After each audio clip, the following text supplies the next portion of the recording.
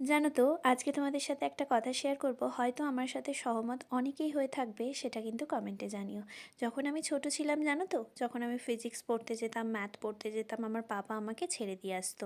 আবার বলতো যে মা রে, তোর ছুটির সময় আমি তোকে নিয়ে যাব। ঠিক সেইভাবেই কলেজ ঢোকা, বেরোনো, ইভেন আমি যখন জয়েন করেছিলাম নিজে অফিসে, তখন পর্যন্ত জব করার সময় বেরোনো আর বাড়িতে ঢোকার সময় আমাকে পাপাকে জানাতে হতো, মামুনিকে জানাতে হতো যে হ্যাঁ আমি ঠিকভাবে পৌঁছে গেছি।